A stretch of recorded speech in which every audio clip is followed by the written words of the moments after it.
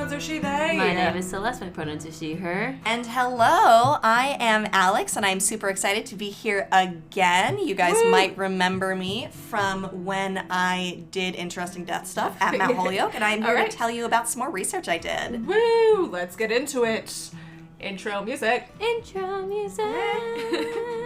Alex is dancing to the intro music.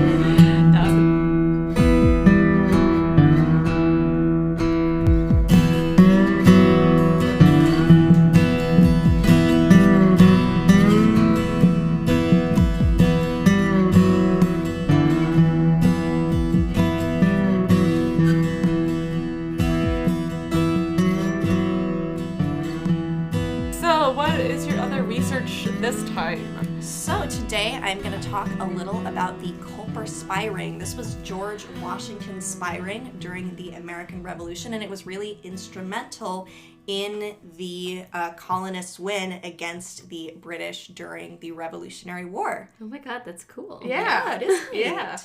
So, I will just dive right into it. Well, I'll tell you a little about how I started researching this. So I had an internship actually for the Smithsonian's National Postal Museum, which a lot of people don't know that museum exists. I think it's one of the smaller ones and not as well known as Air and Space or Natural History, American History. Yeah. But it's a really cool museum with a lot of very niche resources. And when I worked there, I was doing a Zoom internship during the pandemic. Love that for you. Yeah, love that. And I was tasked with creating some educational resources on various topics.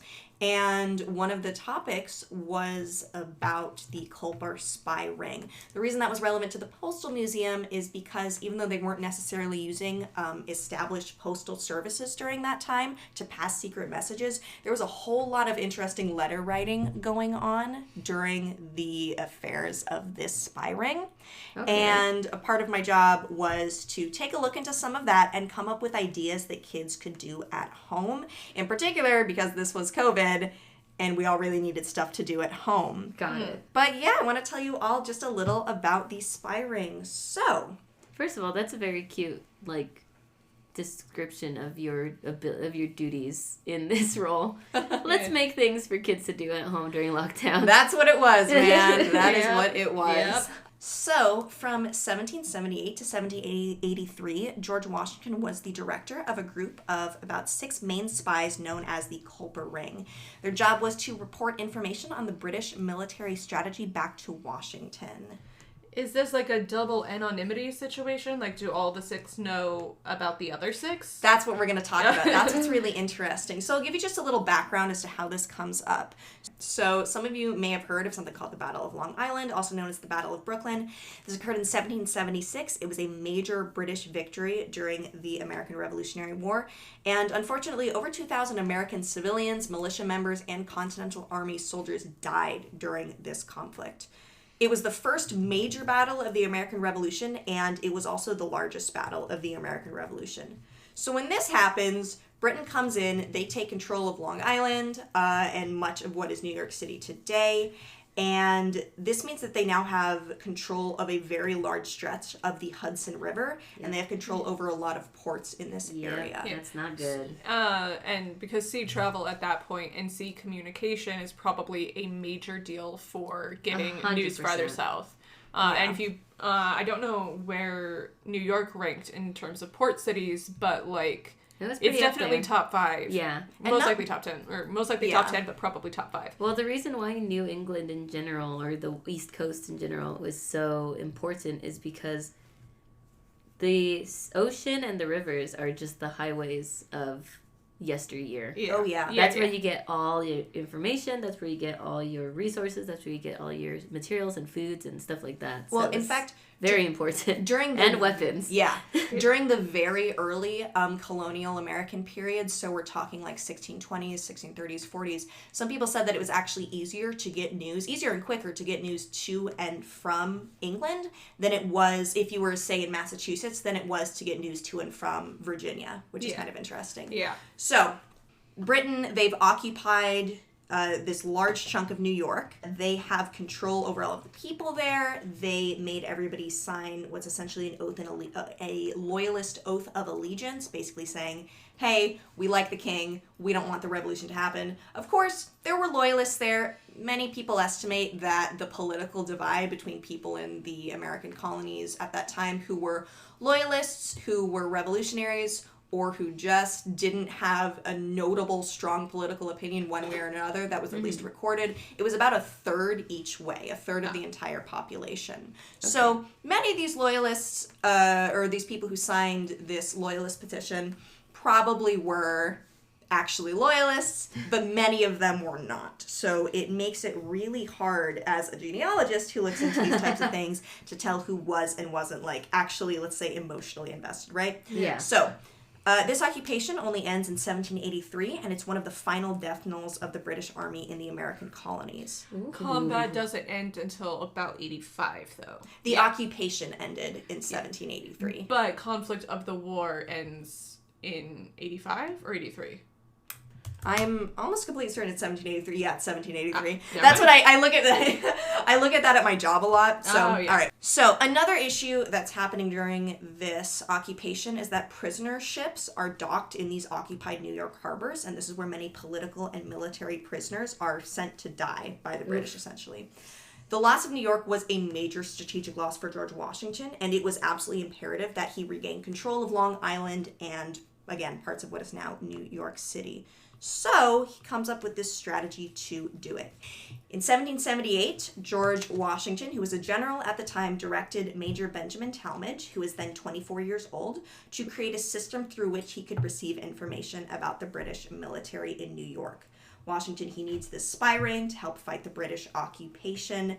But this would not be the first attempt of the American revolutionaries to engage in spycraft. Of course, Nathan Hale was deployed to conduct espionage in New York City, and he was infamously caught and executed. And after this tragic incident, the revolutionary leaders, they're really beginning to question the value of spying to the revolution. But Benjamin Talmadge actually had a really good idea. Oh? So he decided to recruit his childhood friends, a man named Abraham Woodhull and another man named Caleb Brewster, as spies for this cause. All three of these guys grew up together in a town called Setauket. It's this coastal town on Long Island, which, like much of the colonies at the time, it's caught in the divisiveness of the American Revolution, but they were under harsh British military occupation during that time. Brewster, he's a really easy choice for this act of spycraft. He's very adventurous, he was a bachelor at the time, and he's this fierce patriot. He's ready to act against the British, and he was tasked with sailing back and forth across the Long Island Sound, conveying messages from the other spies in New York to Benjamin Talmadge, who then brought the information directly to George Washington. Okay. Abraham Woodhull was a bit of a less obvious choice for this job. He was very detail-oriented and very intelligent, but he was also very cautious, very anxious, and not at all as adventurous as Talmadge or Brewster. But despite this, all three of them trusted each other very deeply, so they all were participating in this. And of course, the concept of this is that if you get a spy ring of people together who all know each other, they already know each other. You're not introducing people in this moment. They care if something happens, so they're way less likely to sell out. They are way less likely to cause problems for the other spies, because if they goof something up, then that's their friends on the line. Exactly. Your childhood friends, their families, going down. Like the people you know. Yes. Yeah. Everybody's going down. Yeah. So in this operation, Benjamin Talmadge went by the alias John Bolton. Caleb Brewster, which was rather true to his reckless nature, went by his real full legal name. Are you serious? Yep, he just did that. Love that for him. And Abraham Woodhull was given the alias of Samuel Culper, which is where we get the name Culper ring, and this is where the Culper ring is born. So these are the three main founding members of the ring. But that is cool. Some other characters are going to join us along the way. So, after this ring is created, some new members are recruited by Woodhull specifically. And of course, he still only recruited people that he knew and trusted in the Setauket area, so they can maintain the secrecy of this spy ring. The Culper ring then expands from Talmadge, Brewster, and Woodhull to include Austin Rowe, who was the owner of a Setauket tavern, and a man named Robert Townsend, who was a very solitary man with a pacifist upbringing, and he came to be known by the alias of Samuel Culper Jr. Rowe and Townsend both held pretty unique positions in their town where they could observe the British in New York and report their activities to other spies. Particularly Austin Rowe, he is a tavern keeper, right? Oh. So he's listening. Yeah, people are coming in, talking, they're drunk. Perfect. So he's the... Yeah. I've heard this term recently, like the social spy or listening spy. Ooh, where it's that exact kind of thing where you're not necessarily like sneaking around and putting on a fake mustache, but you're just, sitting and observing. You have access to the places and people who are conversing about the thing, and you're not necessarily checking in every single day after a major heist. You're just saying, like, other day so-and-so and so-and-so are talking about whatever. And this is what I learned from polishing my glass for a little bit too long while I listened to that. Exactly. Yeah. So it was a really, really clever network they had going. And of course, it's very quiet. And it's not, nobody new was just showing up in town like, hey, I'm here and I'm totally a loyalist and I'm just like hanging out. These people, they're already integrated in society. Yeah. So between the time where they were not spies and they were, nothing changed. Yeah. He's still there at the tavern. So people trusted Caleb's them. still sailing nothing around. Changed. Exactly. Yeah. So that's smart. Yeah, right? Because people are automatically suspicious, or at least take, give attention to people who are new. Oh, yeah. Hey, Ben Talmadge was a smart guy. He was. And Washington was very right to appoint him, I think. So also, he was only 24. Yes, yeah. He at that point, he had a pretty impressive military career. He was he was already a major at that time. But in particular, Washington was paying attention to him because he realized, he's from this area, so he might have some insight into what the best way to spy in this area is that I do not. Exactly. Yeah. Cool. So at this point, we've been introduced to the 5 main members of the Inner Spy Ring. We've got Benjamin Talmadge, Abraham Woodhull, Caleb Brewster, Robert Townsend, and Austin Rowe. Now, you might have heard me say that there was a 6th member earlier. We're going to talk about her later. She's a mysterious character. Don't get too attached, though. Some other people were involved in the spy ring, like inventors James J. His brother actually signed.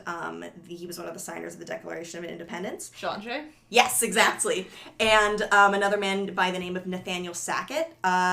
They provided special technology for these spies. And founding father Alexander Hamilton. I was wondering when he would come he out. always shows up, doesn't he? Yeah. He sometimes accepted intelligence from Brewster or Talmadge when George Washington wasn't available. The ring also had colonial citizens running small errands and missions for them, only giving these people important information on a need-to-know basis.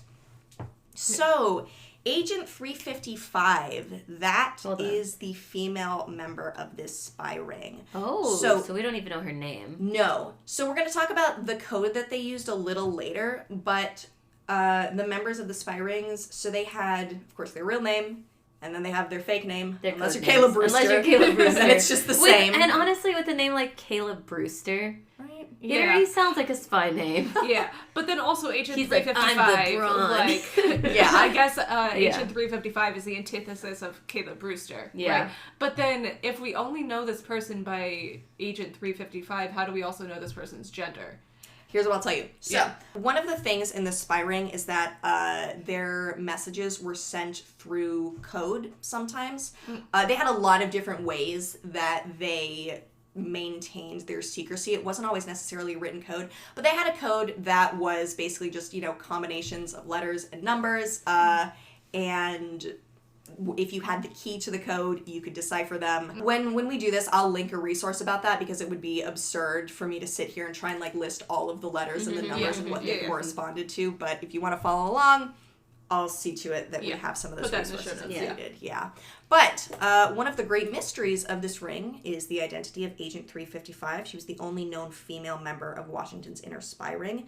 Many people over the years have tried to guess the true identity of Agent 355, with theories including a woman named Anna Smith Strong, who was another childhood friend of the Culper ring, who was known to have helped the group by sheltering Brewster on her family's property. Some people speculate that she had a great deal more involvement in this spy ring than I think realistically she did, particularly if you've ever seen the show Turn, Washington Spies, that was on AMC. It's a great show, but they sort of imply that she was Agent 355. There's some issues with this. this in particular because the reason that we know about Agent 355 is because in one of these letters, somebody said that Agent 355, and they referred to her as, her, had been captured. And then you don't ever hear anything about her again. So, interesting theory that kind of scratched research I had done 10 years ago now, almost.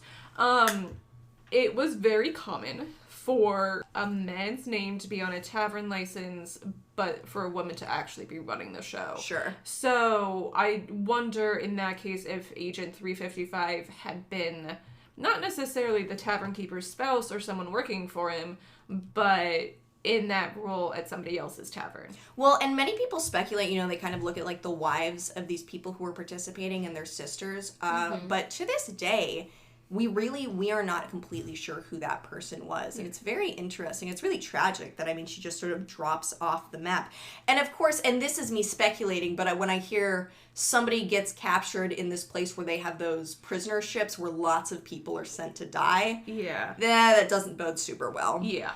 But, you never know. So the Culper ring, they communicated information to Washington primarily through coded letters. Of course, there was great risk to being a spy, as exemplified by the execution of Nathan Hale. So the Culper ring had to be very, very careful with how they did this. They delivered their information through a system of in-person meetings and dead drops. A dead drop is a prearranged hiding place for the deposit and pickup of information obtained through espionage. Vocab lesson! Woo! Some of the people involved in the Culper ring were actually caught by the British, although the Culper ring as a whole remained protected, and besides Agent 355, none of the main 6 people were ever caught. Robert Townsend's nephew, James Townsend, actually was arrested by the Patriots while he was posing as a British loyalist. George Washington pardoned James, but he was obviously unhappy with this inexperienced spy's performance. Oh, God. Yeah. Hercules Mulligan and Cato, who was an enslaved man, they also aided the Culper ring. Both of them were detained and suspected of spycraft at different times, but they survived the war. And of course, part of the great mystery of Agent 355 is that she was apparently caught by the British in 1780, and her fate is unknown. Execution, violence, and imprisonment were really constant threats during this time to the Culper ring. Woodhull was completely racked with anxiety. Like I said, he was an anxious person before he was a spy. During this time, that was even worse. And then once he married and had children with a woman named Mary Underhill, his anxiety about his personal safety significantly worsened. And of course, it extended to now his family. That would make sense. Yeah. I would also have anxieties about this if I was, if I had a wife and children to think about. Yeah. It was a stressful gig. So now I'm going to tell you all just a little about the ways that they used letters and codes and other technologies to engage in their spycraft. Okay. This is interesting. I didn't know this. I didn't know how long invisible ink had been around, but apparently George Washington loved invisible ink. Because isn't there so cool. something with lemon and milk and heat and something? Yeah. So I don't know invisible ink. If you look at the Spy Museum, James and I, as a date, went to the Spy Museum. Nice. Because he's into that stuff. Mm-hmm. And they had, here's the different recipes for, it's like a kid interactive thing. So it's you can choose which one of these agents, which one of these little things would work in an invisible ink thing. So choose your recipe for invisible ink. Because every chemical reacted differently. Okay. Depending on what you chose. Would it be one of those where, writing fluid A will only react to reveal fluid A, but might be destroyed if you use reveal fluid B? Exactly. So you have to know which one you're using? Yeah. It's fun, though. Okay. Well, yeah, so actually, when James J., of course, John Jay's brother, when he invented his own concoction of invisible ink, he wasn't the original inventor of invisible ink. That concept had been around pre-American Revolution, but he was a chemist, and he concocted his own special formulas, one for an invisible ink, and the other one was for a revealing serum, as he called it. Like I said before, George Washington loved Jay's invisible ink, and he made sure that it was frequently used in his spycraft by the Culper ring. When they would write letters to each other, the spies would disguise their secret messages by first writing seemingly normal letters and lists in regular ink, and then they added their secret messages written in invisible ink in the margins and the spaces between the lines. These letters with the invisible ink, they were really instrumental in the liberation of New York during this time. So here's a funny story. George Washington himself actually personally destroyed a coded poem from Robert Townsend while he was trying to decipher it. Oh, no. Yep. When he was applying the revealing serum to the invisible ink, he accidentally smeared the visible and invisible ink across the page and rendered the poem and its secret message completely illegible. We actually have a fragment of the poem.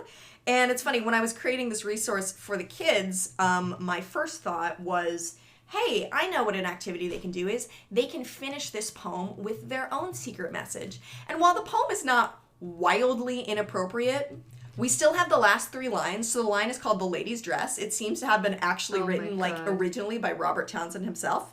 And the last 3 lines of the poem are, you may take the dear charmer for life, but never undress her, for out of her stays, you'll find that you have lost half your wife.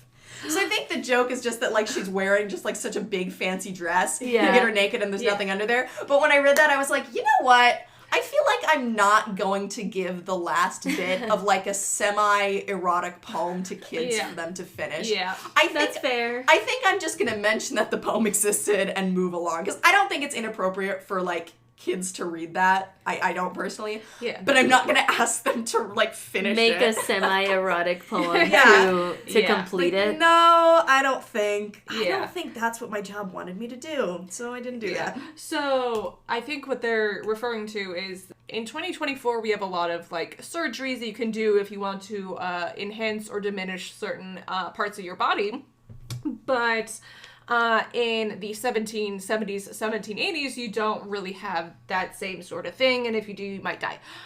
So instead, people will add on layers. So there are things like bum rolls and fake hips, where it's literally, you tie it around the waist just above your pockets, and that'll add a little bit of an extra layer, and then you tie your petticoat over that, and then it just looks like you were endowed in a certain region of your body, even if you are not. Yes. No, that's exactly it. Yeah, it's so funny just to see. I love, like, coming upon sort of old-timey humor. Yeah. I always think that's so interesting to just, like, read, like, comic poems people wrote or jokes people told and things they wrote in their letters. I really think it's fabulous. People think that because they were in history and they were, like...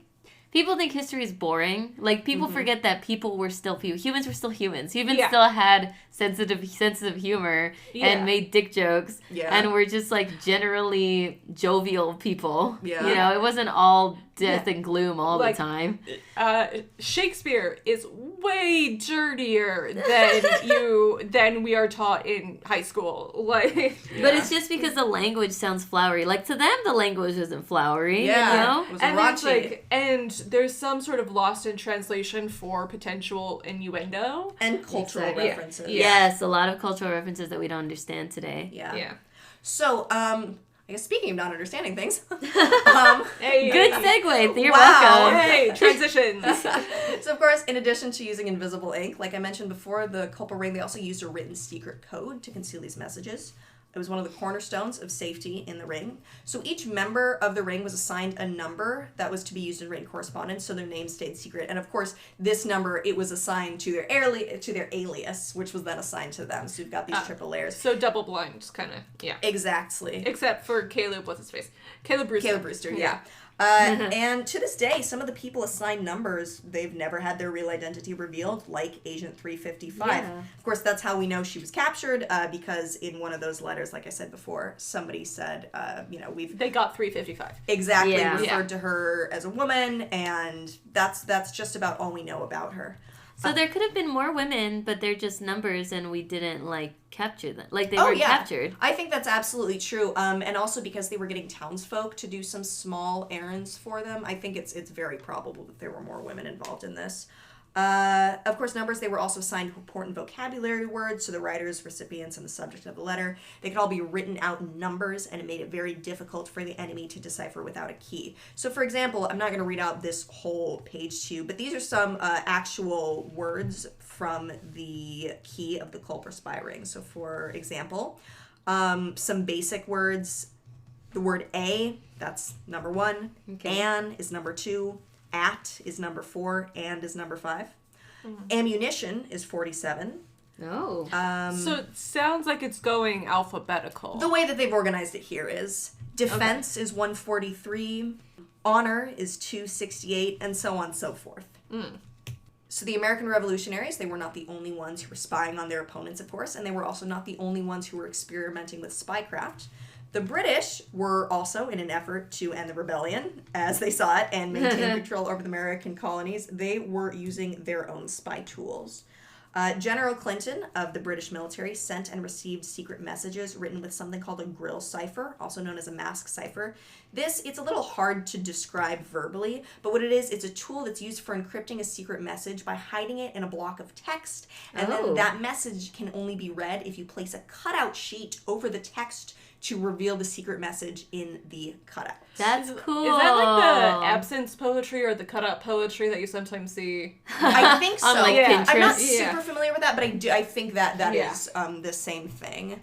Yeah. It's like when you see a poem. Is it when you see a poem and it's all blacked out except for like a few one words? or two things, It's the same as that Vine that's the cheese of truth.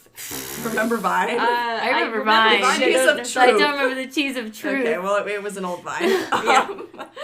But now I want to know the cheese of truth. I know. But now I'm going to tell you guys a little about what we know about the lives of the Culper Ring members after the American Revolution. Okay. Caleb Brewster retired from spycraft after the war, and he entered a quieter part of his life. He married and had 8 children with his wife. Yes. And Brewster. Yes. He spent the rest of his life on a farm with his family. 8 children or 8 living children? That's actually a good question. Because, it's the 1780s and pregnancies don't always mean adults. No, of course not. Yeah, exactly. I don't actually know off the top of my head. When I wrote this, I probably listed all of the children that I could find, like using my genealogy. Yeah. Or my genealogy skills, not my genealogy. I'm not really I don't think. Oh. But yeah, I'm sorry, I don't actually know the answer to that. I love that he just retired with a peaceful life. Yeah. After using his real last name. No, exactly. For being a spy. Yeah. And he spent the rest of his life on a farm with his family. Austin Rowe, like Brewster, he married, and he also had 8 children. He opened an inn, and he was known to regale travelers with exciting stories from his days as a spy, but he took care not to ever reveal the identities of his fellow spies. Robert Townsend is a bit of an interesting character. He never married, and after his years as a spy, he became a strong advocate for the abolition of slavery. Good for him. Right? He never spoke of his service to the United States, and he never collected a pension. As far as anyone outside of the Culper Ring knew, Townsend had been entirely inactive during the American Revolution because, of course, he was a pacifist. His role in the Culper Ring was uncovered by a historian named Morton Pennypacker. What a name! Such a name! In the 20th century. Pennypacker, he used extensive historical research and studied handwriting to find the real identity of John Bolton, who was, of course, really Robert Townsend. Okay. Abraham Woodhull raised 3 children with his first wife, Mary. He married again after Mary passed away. He spoke very little about his time as a spy and never accepted payment or pension for his services to the United States. Oh. Benjamin Talmadge was eventually promoted to colonel. He went on to marry and have 7 children after his service in espionage. He was appointed as postmaster of Litchfield in 1792. He also served as a congressman from 1801 to 1817. And much of what we know about the Culper Ring is due to Talmadge's book, The Memoir of Benjamin Talmadge, which was published in 1858. And him being a postmaster is how you get to the post. Yes, Yeah. I had to add that in. Yes. Yeah. And that is what I have for you on the Culper Ring. Of course, I will link a lot of my sources here, and much of what I'm saying in this podcast is going to be very similar to the resources that are, of course, available through the Postal Museum's Learning Lab portal, as it's called, under Spies, Letters in the American Revolution. My name is probably not on there because it says it was just published by the Postal Museum, but this is the research that I did for them. And, Alex is behind it, even if Alex's name isn't on it. Well, Exactly. I just mentioned that so nobody thinks that I'm like wildly plagiarizing something that the Smithsonian made. Alex is 355. Yes. I wish. Conspiracy. Yeah, I just want to mention that just like when somebody reads this, they're like, why is that exactly Like, that word for research? word. And it's like, it was me. I was the one that did it. But that internship was really fun. That's I the learned real a lot. spy story. Right? Is the person who wrote this, this article is sitting right in front of us. Wow. But yeah, that is what I have for you guys, and thank you guys so much for having me on again. Thank you for coming back. It's always a joy to have you. Yes. I'm a delight. So with all that said, whereabouts can folks find you on the internet should you want them to find you? Besides the don't article. Find me. Okay. The article. Do not attempt to find Don't Alex. find me. She remains an enigma. She is a spy. And is my headcanon for being 355. See, this just shows. It just proves Lisa's theory. Yeah. But if you want to follow us on the internet, shoot us a follow on Instagram at Dreary Midnight Pod. If you have questions, comments, concerns, corrections, drearymidnightpodcast at gmail.com. I'm trying to work on the website drearymidnightpod.wordpress.com. And if you want to support us on Patreon, the most important part is patreon.com/drearymidnights. That's how we, pay for all the intro music and stuff. And if you don't want to support us with money, the way to help us get money later on, rate, review, subscribe, tell your friends, tell your wife, tell Agent 355. Then eventually we'll be able to get monetized and sponsored and stuff. But with all that said, don't colonize, and if you do, be prepared for spycraft.